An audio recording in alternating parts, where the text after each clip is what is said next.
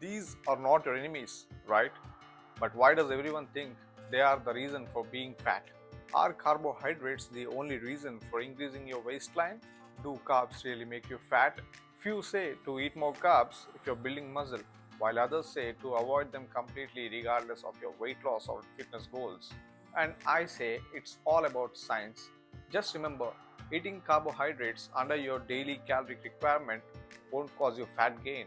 Stay with me for a few more minutes, and by the end of the video, you'll get to know how to use carbs to improve your energy, performance, and health. Welcome to PK Fit Hub. I'm Funny Krishna, a certified fitness professional, and in this video, I will talk about carbohydrate breakdown, carbohydrate requirement for general and active individuals, also the problems that come with excess and lack of carbohydrate consumption. We will also talk about best sources, timing, and combinations. And finally, a few myths and facts. So let's begin with the breakdown of carbohydrates. Carbohydrates are one of the three macronutrients, and it is your body's preferred energy source, especially for your brain and during high intensity exercises. They are ultimately broken down into glucose, and the body uses it as a primary fuel at that instance, or it will store it for later as glycogen. Basically, there are two main types of carbs: simple and complex. Simple carbs have very less sugar units and they digest very quickly. Few examples are sugary drinks, table sugars, fruit sugar, and milk sugar. While complex carbs have long chain of sugars and rich in fiber, giving you the slow and stable energy, also the satiety. You can consider an example like whole grains, legumes, and starchy vegetables. Usually, digestion begins in your mouth at very first, where the enzymes in saliva begin breaking down starches, continues in the stomach, and completed in the small intestine. This is the place where the carbs are converted into glucose and then released into the bloodstream. Body then uses this glucose for immediate energy, or it will store it as glycogen in your muscle and liver cells. There is something called glycemic index and glycemic load. These are the things you should be looking up to before you consume any carb loaded meal. Let me quickly put some technical explanation to it. Glycemic index tells you how quickly a carb food will raise your blood sugar, where glycemic load is the combination of glycemic index and the amount of carbs present in that particular meal.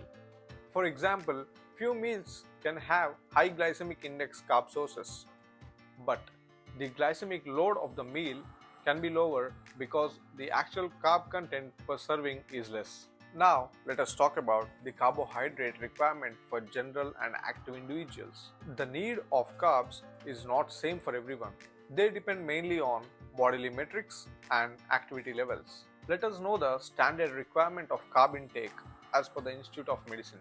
Whose lifestyle is sedentary or lightly active, like activity less than 1 hour per day, they may intake around 3 to 5 gram per kg of their body weight, which is roughly around 45 to 55% of their daily caloric limit. And this is enough to fuel your brain and your daily activities. For those whose lifestyle is moderately active, like activity around 1 hour per day, they may intake around 5 to 7 grams per kg of their body weight, which contributes to again 50 to 60% of their daily calories. And this is enough to support their daily activities, training, and recovery. For those whose lifestyle is highly active, like the activity is around 1 to 3 hours per day, they may intake around 6 to 10 grams per kg of their body weight, which is around 55 to 65% of their daily calories, and this can maintain your muscle glycogen and performance. Finally, for an elite or endurance athlete who trains around 3 plus hours a day, they may intake around 8 to 12 grams per kg of their body weight, which should contribute to 60 to 70% of the daily calories, especially for heavy training zones. Just a tip to add here: before workout, the carb timing is really important and it really matters. Let me explain. For example, 2-3 hours before exercise, a meal with mostly complex carbs and some protein helps top up glycogen. A carb source like oats or rice with any lean form of protein. This can help maintain blood sugars and reduce fatigue.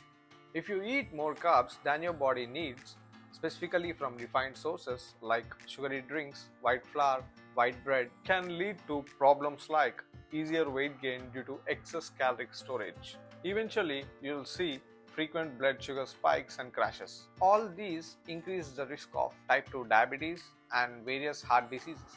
On the other hand, when you go too low on carbs, mainly if your lifestyle is active, creates a different set of issues. For sure, you will be fatigued and it may impact your focus and mood. Also, you may see a decline in your training intensity.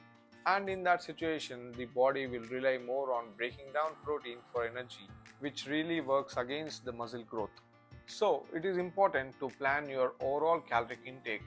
Very low carb diets can be helpful, but in specific medical situations or various metabolic conditions. But they usually require a certain time period where the body adapts using fat for fuel instead of carbs.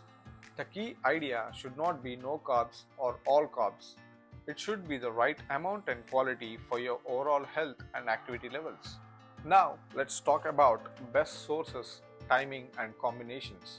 For most of the times, the best carb sources are whole sources, which means foods which are minimally processed and naturally provide fiber, vitamins, and minerals. Few examples are whole grains like oats, quinoa, and brown rice, legumes like chickpeas, lentils, and kidney beans, fruits like bananas, berries, apples, and oranges. When timing comes into picture, I say it really matters. There are certain timings where you should have simple and complex carbs during the day, like 2 to 3 hours before the workout. I mean the pre-workout meal, you should focus on complex carbs plus protein for steady energy.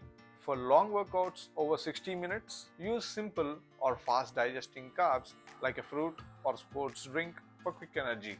And for the post-workout meal, you can combine carbs and protein to quickly refill your muscle glycogen and to support muscle repair. Combining carbs with other nutrients gives you extra benefit in terms of health and longevity. Pairing carbs with protein and fiber improves your digestion, absorption, and it will keep you fuller for a good amount of time. This can also stabilize your blood sugars. And here is a tip to keep in your mind. When eating a carb-loaded meal or a meal which has high complex carbs, try to limit the fat intake in that meal, as this can slow digestion significantly or may cause gut discomfort in general. Now let's talk about a few myths and facts. Myth number 1. Carbs are always bad. But the fact is, whole carbs from fruits, vegetables, whole grains or legumes are really important, as they support energy, gut health, and long-term disease prevention. This myth is portrayed as a problem because the root cause started by consuming excess calories or high sugary refined foods. Myth number 2. Carbs at night automatically turn into fat. But that is not true for everyone because it all depends upon the metabolism and activity levels of each individual.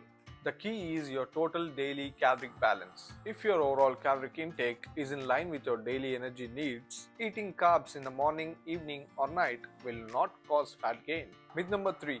Keto is the best diet for everyone. But the fact is, low carb or ketogenic diet can help a few specific groups, like to say people with obesity or any metabolic issues.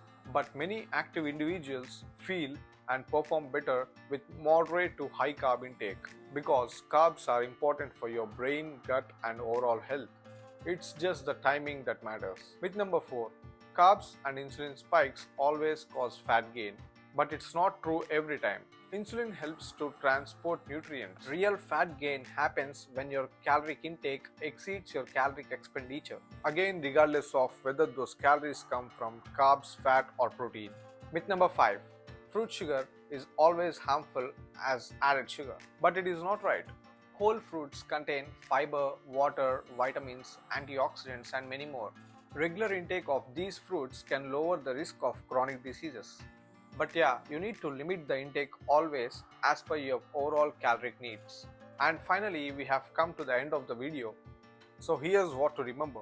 Carbs are your body's ultimate go-to fuel source, mainly for the brain and heart training sessions.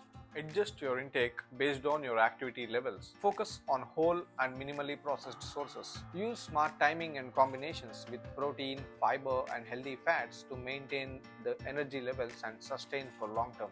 Do share the video to the ones who think that the carbs are really bad. Thanks for watching till now and stay tuned. Subscribe to PK Fit Hub and I'll get to you in another one.